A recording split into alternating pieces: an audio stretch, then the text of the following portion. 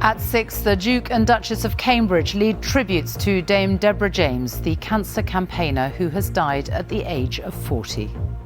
I'm singing in the rain. Dame Deborah became famous dancing her way through treatment, raising awareness of bowel cancer. Prince William called her an unfalteringly brave woman whose legacy will live on. Also on the programme, President Biden says the United States is expanding its forces in Europe after the attack on a shopping mall in Ukraine. This was the moment a Russian cruise missile hit the shopping centre in Kremenchuk. At least 20 were killed and more than 30 are still missing. Britain's farmers cutting back on the amount of food they produce as their costs soar. Unfortunately, we're not paid enough money at this moment in time to cover our cost of production, and every single pig that we're selling at the moment, we're losing in the region of £30 a pig, if not a little bit more. And Britain's Emma Raducanu is outgunned by Garcia in the second round of Wimbledon. And coming up on the BBC News Channel, rain hampers play on the third day in Taunton, but England's women are still in control against South Africa in their one-off four-day test.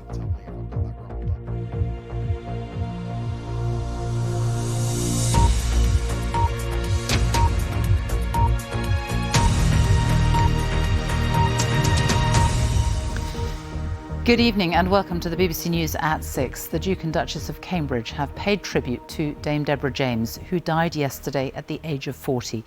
They described her as an inspirational and unfalteringly brave woman whose legacy will live on. Charities have also praised Dame Deborah's work as a cancer campaigner, blogger and broadcaster. She was diagnosed with bowel cancer in 2016. Last month, she launched the Bowel Babe Fund to raise money for new treatments and research. And tonight, almost £7 million has been raised. Helena Wilkinson reports.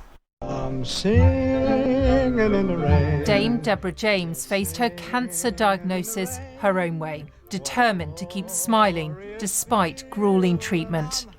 Her family have described her as an amazing wife, daughter, sister, mummy, and said even in the most challenging moments, her determination to raise money and awareness was inspiring. Hello and welcome to You, Me and the Big C. Deborah spoke about living with cancer as co-host of a BBC podcast. So I was pulling blood and eventually got diagnosed with a 6.5 centimetre tumour up my bum, basically. And she gave hope to so many others. When I got my third diagnosis in 2019, she was the first person that I called. Emma Campbell met Deborah while they were both campaigning. That passion to raise awareness and spread awareness of early detection of bowel cancer, and also to show that as long as there are options and as long as there is hope, that you can continue to find reasons to smile in life. Last month, Deborah revealed that she was receiving end-of-life care at home. I have a really loving family who I adore. They're just incredible. And all I knew I wanted was to come here and be able to relax knowing that everything was okay. Deborah was later honoured with a damehood delivered by Prince William. Today, the Duke and Duchess of Cambridge said she was inspirational and her legacy will live on. Her campaigning has already touched so many. Without Deborah, without seeing her on the TV 3 years ago, I don't think I would have had the courage to go and pick the telephone up to talk to the GP. I don't think I would have realised what the symptoms of bowel cancer were. And I actually don't think I would be here today. Deborah's family have shared some of her final thoughts. Find a life worth enjoying, take risks, love deeply, have no regrets, and always, always have rebellious hope. And finally, check your poo. It could just save your life. When Deborah left hospital at the beginning of May, she was told she had just days to live. But as ever, she confounded expectations. A couple of weeks later, she called me to say she wanted to come to the Chelsea Flower Show to see the rose that had been named after her. She couldn't walk by then, but her husband Seb made sure she got there. And for an hour, we all drank champagne and laughed. Cheers. Cheers.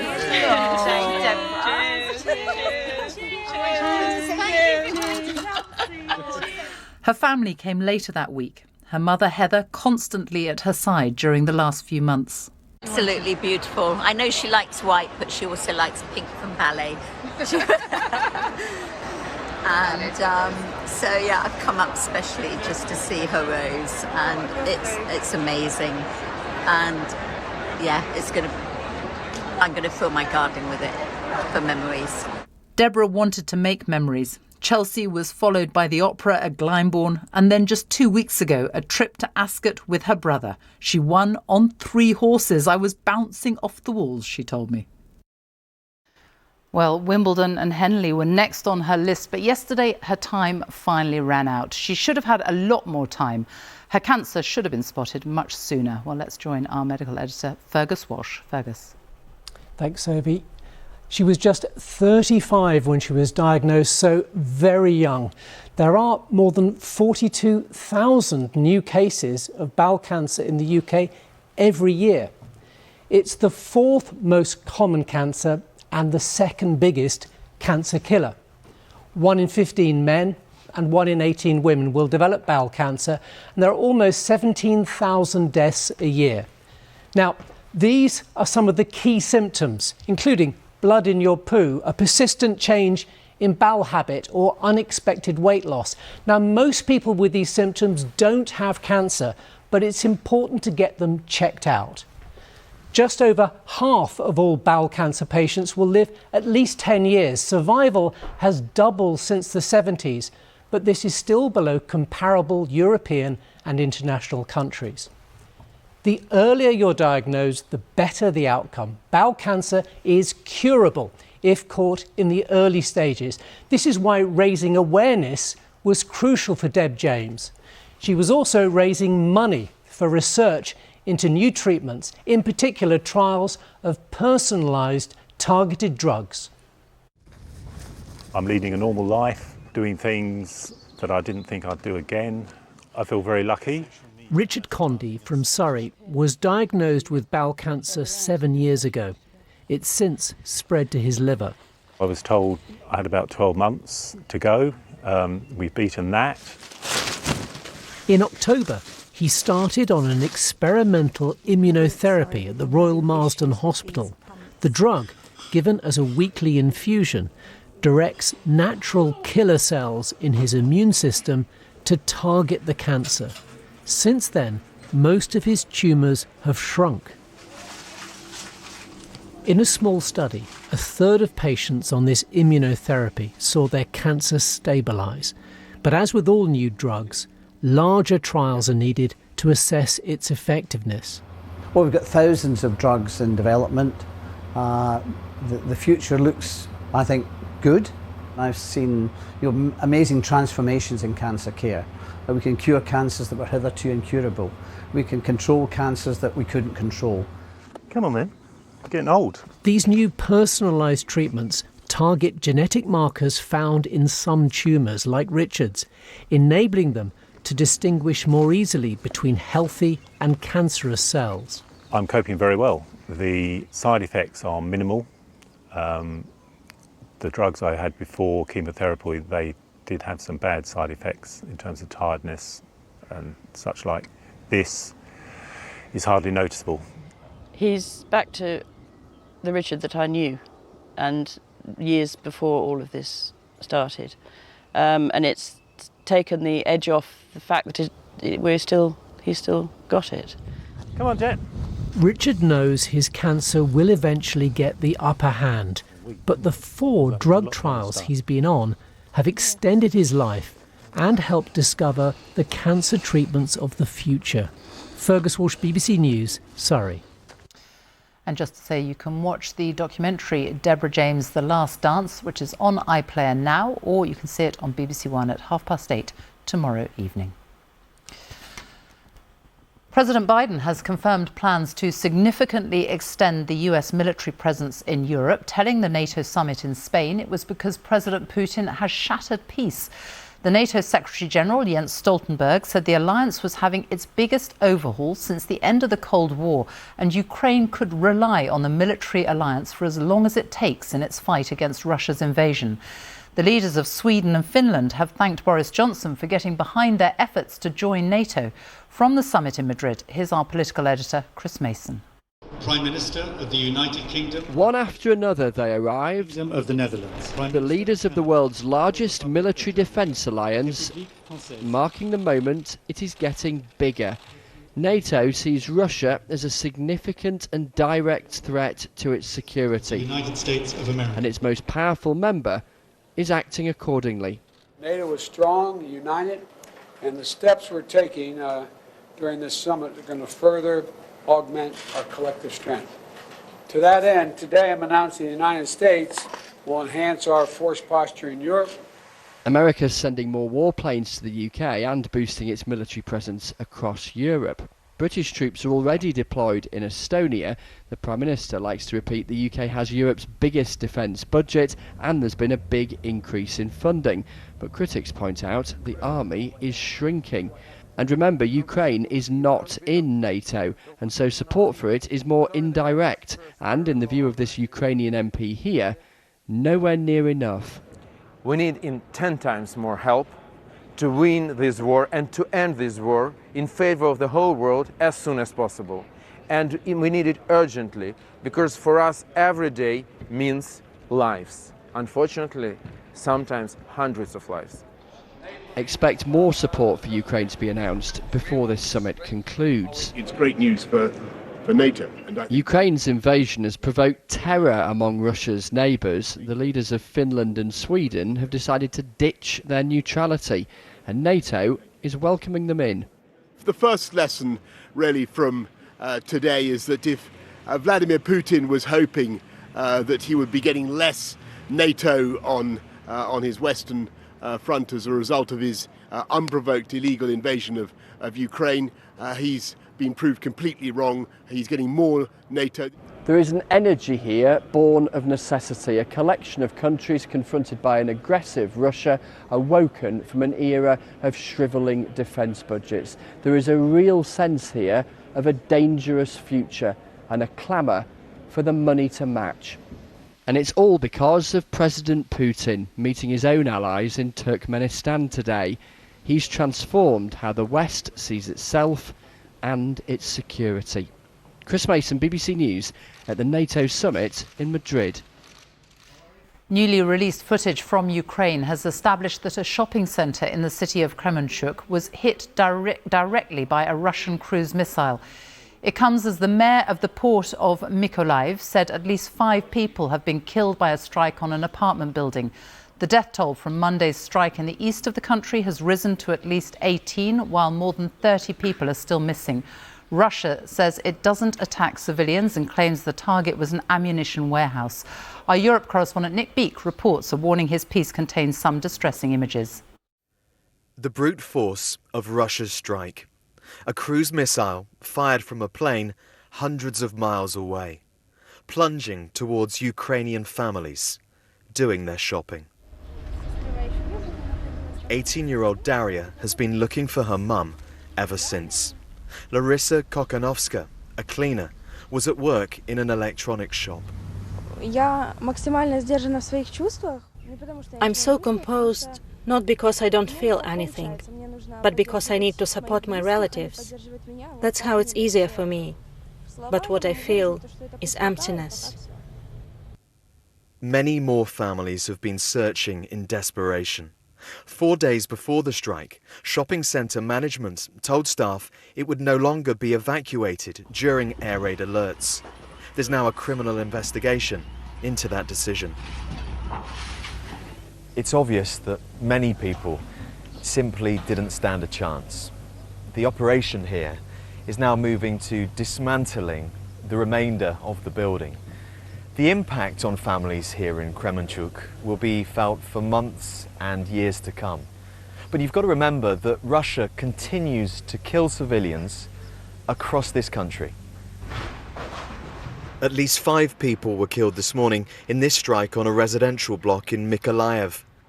But from elsewhere in the same southern city, Russia was releasing this footage, claiming it had destroyed a training base for foreign fighters.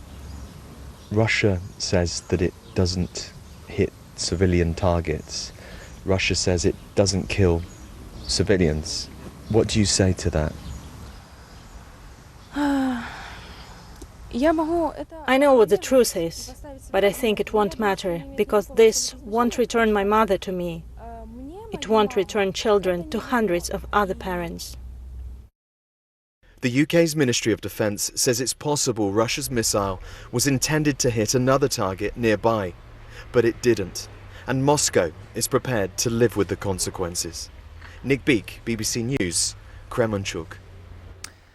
A senior royal source has confirmed that millions of pounds in cash donations were paid to one of Prince Charles's charities, but it hadn't happened since and wouldn't happen again.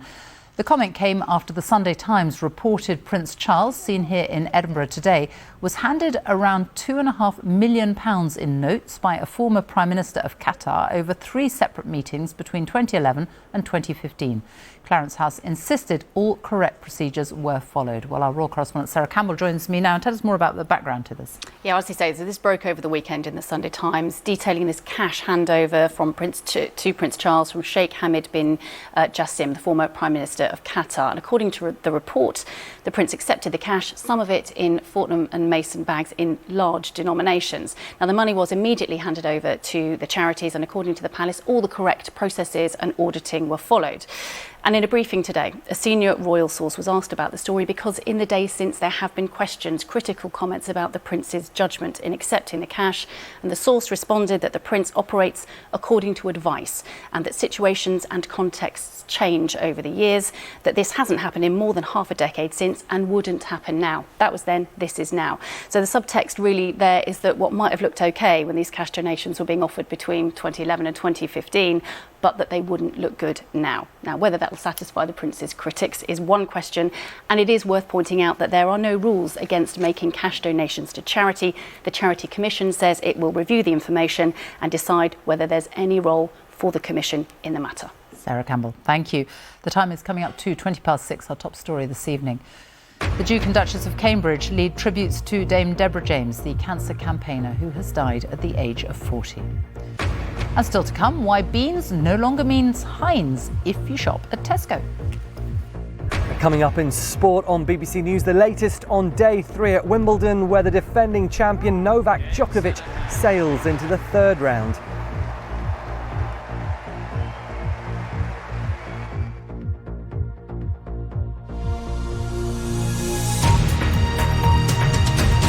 Farmers across the UK are cutting back on food production as they struggle with soaring costs, according to information gathered by the National Farmers Union. It found that a third of arable farmers say they're cutting back on crops like wheat for food because fertiliser has trebled in price. Instead, they're planning to grow wheat for animal feed because it uses less fertiliser. The NFU says it will make the UK more reliant on foreign imports at a time when the war in Ukraine is threatening global food shortages.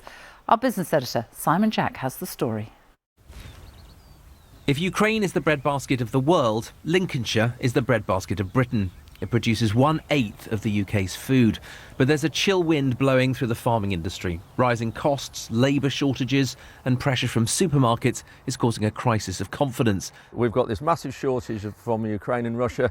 Andrew Ward says a quadrupling of fertiliser prices mean his crop could be down this year. If the fertiliser is so expensive and it's not viable to apply the maximum amount, then the tonnes we get will be less, which means there'll be less food. We are only about 60%, 65% self-sufficient in the UK at the minute, and that's dropping all the time. And so we need to get more food produced in the UK and not less, and we need to rely less on imports. I have never known it so volatile, so stressful. I get up in the morning and sometimes I wonder, why am I doing that? As this graph shows, farmers' costs have risen even faster than food or general prices, which means something's got to give. Prices must rise or some farmers will go bust. Livestock farmers are under the same pressures. Plus, last year, thousands of pigs were destroyed thanks to a post-Brexit shortage of butchers and abattoir workers. Many are now cutting herd sizes. Well, we sell about 3,500 pigs a week. Tom Allen in Oxfordshire says he's losing £30 to £40 per pig, which means he's downsizing. We've reduced by about a third. The industry as a whole now is getting in for 20-25% of pig producers stopping producing pigs, quite often mainly independent producers like myself. What that means is there will be a shortage of pig meat coming quite quickly. Agriculture is facing a lot of challenges. You've got higher input prices like feed, fuel, fertiliser, limited ability to pass that on, labour shortages, meaning it's hard to process some of these products. And that means that farmers are rearing fewer animals and planting fewer crops, which makes the UK more reliant on foreign imports at the worst possible time. This Lincolnshire field was very nearly converted into a solar farm, and farmers face often confusing options about how to use their land, with demand for rewilding, biofuels, even housing competing with food, while EU-era subsidies taper off. The NFU says food should always be the top priority. The road that we're on is a very uncertain one. I think we have to redefine what we look like outside of the EU. We're an island nation. Food security should be treated in the same national interest as defence is, and that needs the right policies in place for food production, for farming businesses to thrive, for consumers to continue to have access to high quality, affordable food. The government said it recognised the pressure on farmers and had brought forward existing subsidy payments and issued 10,000 additional migrant worker visas. But if farmers are to survive, food prices look certain to head higher still. Simon Jack, BBC News. One of the UK's most popular food brands, Heinz, has stopped supplying Tesco with most of its products in a dispute over pricing. Baked beans, ketchup and tomato soup are among the products understood to be affected. Our business correspondent Emma Simpson joins me now. And Emma, what exactly has happened? It sounds like a big standoff. It is. You've got Kraft Heinz, a global giant in food manufacturing, pitted against Tesco, Britain's biggest retailer, and these products are sold in huge quantities every week. Of course, the backdrop to this, you've just been hearing it in Simon's report, is suppliers, big and small, are facing these once-in-a-generation style cost-price pressures, and the debate is how these get passed on, and clearly this is a row over what Tesco is prepared to accept. And of course there are intense negotiations between lots of suppliers and retailers right now. They've been going on for months. In a statement tonight, Tesco said with household budgets under increasing pressure, it had a responsibility to ensure customers get the best possible value right now, and that it wouldn't pass on what it called unjustifiable price increases to customers. Kraft Heinz said it was working closely with Tesco to try and get a resolution as quickly as possible. And of course, Sophie, this is too important a relationship. A deal's got to be done and pretty fast. Emma Simpson, thank you. Let's look now at some other stories making the news today. A man has appeared in court charged with the murder of Zara Alina. The 35-year-old was attacked as she walked home from a night out in East London in the early hours of Sunday morning. Jordan McSweeney, who's 29 and of no fixed address, has also been charged with attempted rape and robbery. Judges at the Court of Appeal have ruled that the High Court should reconsider the case of a 12-year-old boy who's receiving life support treatment. A High Court judge recently concluded that Archie Battersby was dead and ruled that doctors could lawfully stop providing treatment. But 3 appeal judges have now said there should be another High Court hearing. Royal Mail managers have voted to strike in a dispute over potential job cuts. Around 2,400 managers across more than 1,000 delivery offices will be affected.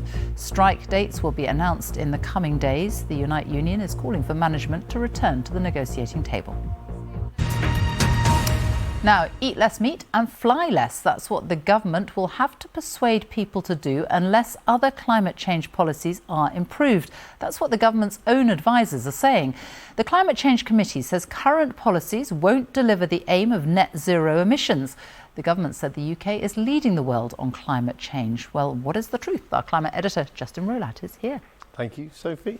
This government is great at setting targets, less good at putting policies in place that will actually meet them. That is the conclusion of the Climate Change Committee today. Now, this is how much emissions need to come down by 2035 to put the UK on track to meet its target of net zero by 2050. We have been making good progress, though. Emissions are already down by almost half their 1990 levels. That is largely because the government has done so well switching to renewable power. But lots of areas need more work. Take home insulation, for example. The committee says there is a shocking lack of policy here. Until 2012, lots of us were taking up government schemes. Then most of those schemes were scrapped. And look at this. Numbers fell back, leaving 19 million homes that still need improvements. The committee says to help meet its targets, the government should be making more of an effort to persuade us all to fly less and eat less meat. Both actions can cut individual emissions dramatically.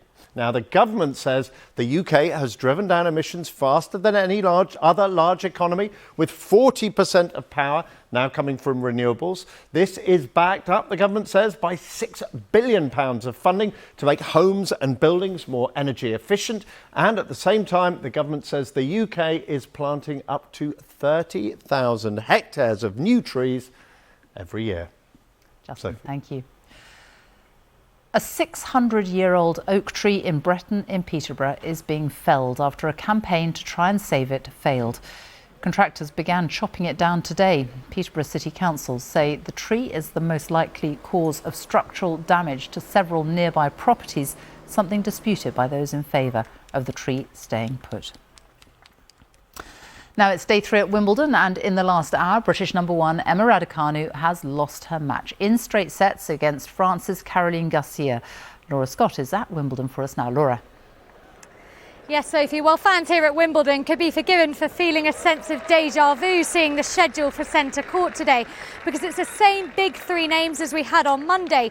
Novak Djokovic, Emma Raducanu and Andy Murray. Same lineup, but as you've said, different results.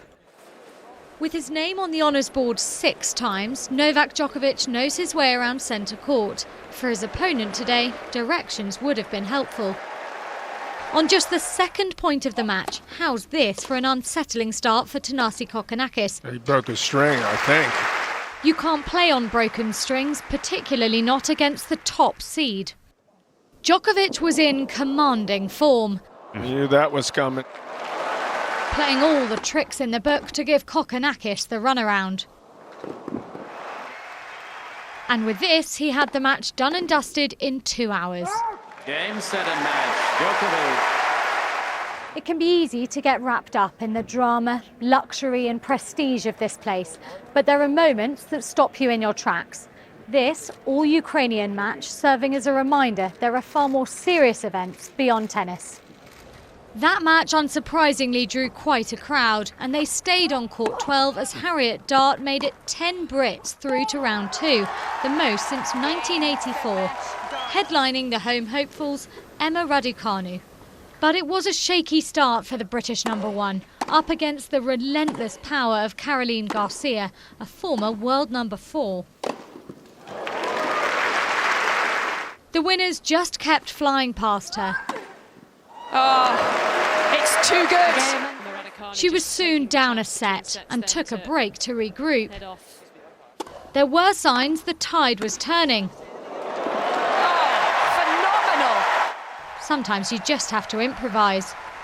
As she served to stay in the championships, the will was there from a partisan crowd. But it wasn't the result they so badly wanted, as Garcia flew into the 3rd round. For the 19-year-old who'd enjoyed the fairy tale of New York last autumn, her hopes at SW19 had been swiftly snuffed out. Well, despite that disappointment for Emma Raducanu, for the British men's number 1 Cameron Norrie, it's been a better afternoon. He's just won in 5 sets to become the first Brit through to the 3rd round. Hoping to join him there is Andy Murray, who's currently in action on centre court, but is trailing the big server John Isner. Thank you very much, Laura. Let's look at the weather now with Ben Rich. Hello. Hi there, Sophie. Thank you. Good evening. Sunshine has been part of our weather story today, and what a beautiful day it was for this weather watcher on the Pembrokeshire coast. But That hasn't been the whole story. There have been some showers as well. The earlier radar picture shows the extent of those. Some of them have been heavy, some of them have been thundery, and right down to the south there we've got some more persistent rain pushing across the Channel Islands. That will work its way northwards across much of England overnight, clipping into parts of Wales. We'll also see this band of rain developing across eastern parts of Northern Ireland. Overnight temperatures generally between 10 and 13 degrees. Let's take a closer look at Northern Ireland tomorrow morning, because across County Antrim, County Down, we are going to see this heavy and persistent rain for the morning rush hour. That could give some surface water and spray, poor travelling conditions, potentially some localised flooding. There'll also be some rain to start the day across eastern and northeastern parts of Scotland. Western Scotland largely dry.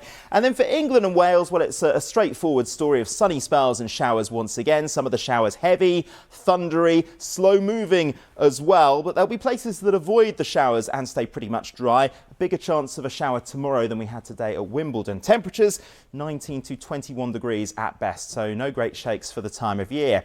Into Friday, we've got various areas of wet weather rotating around. Plenty of showers through the day, more cloud and rain into Northern Ireland later on, and those temperatures again 15 to 22 degrees at best. Now, if you're looking for those showers to ease, let me show you what happens through the weekend. It is a very, very slow process, but this area of high pressure is going to start to nose its way in our direction. The showers will become fewer and further between, particularly into next week. More in the way of dry weather, some spells of sunshine. It might turn a bit warmer as well, but another couple of showery days to come.